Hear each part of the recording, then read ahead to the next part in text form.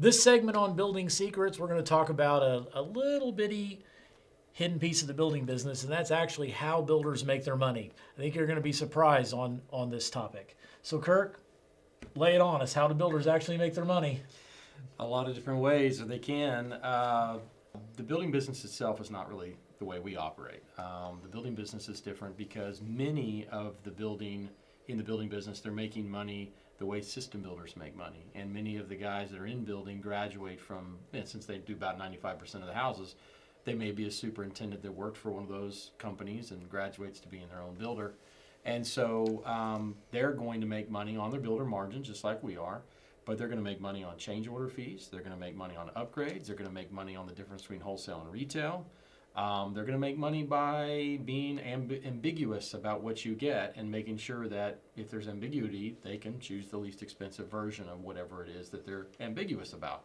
That could be doing the driveway. If I say that I'm doing a driveway, what's in your driveway? I mean, how do I build it? Most of the time, they're not saying how thick it is. They're not saying the PSI concrete they're using. They're not saying where they're putting rebar in there, and if they are putting rebar, how far are they spacing it apart? We live in Tornado Alley, right? That's and right. So there's a thing in the building code, called brace wall, which you do a brace wall plan. I mean that could be $1,000, $1,500 by the time you're all done, but it's not inspected in every area.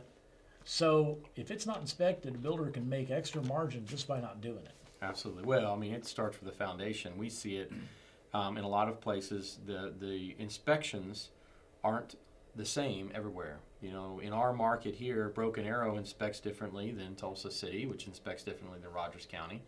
And they have different points in when they come out to the job site. Well, if you think the builders don't know when those points are, of course they do. And they also know that, he's not going to inspect that. I don't have to do that. I don't have to put it in, period. I don't have to put it in, period. And that may not be what the law says, but, at the end of the day, builders are going to do whatever they have to do to make money in many cases. And so there's a lot of different ways you can make money that are, some are a little bit more, out there, and you can tell what they are, and others are very insidious, and they are making choices that are less than. On the margin thing, we do have a change order, but it's a normal fee, like a reasonable fee that's similar to our builder fee, or it's like a flat fee because we just have to make a trip. What are typical margins for change orders that you see in the building industry? It's different. It's going to be different with every builder, but it's not uncommon to see the margins.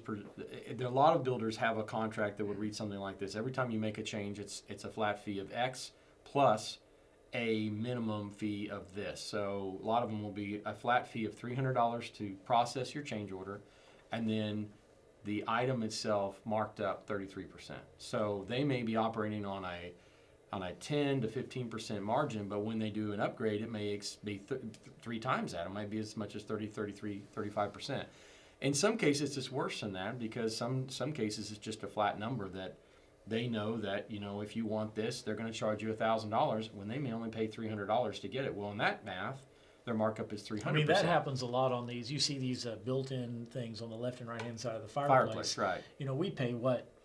How much do we pay for those? $1,200, maybe $1,400. And sometimes a builder will charge $4,000. Yeah, $4,000 to put built-ins on either side of the fireplace, and so then that builder's making 200% or 300%, and they do that a handful of times on the job, and they spike their profitability dramatically, and that's exactly the reason is they're leading with a low number, getting your name on that contract, only to come back on the tail end and make larger margins. And we're going to talk about that on the whole bait and switch thing, the objects, all the processes through on bait and switching.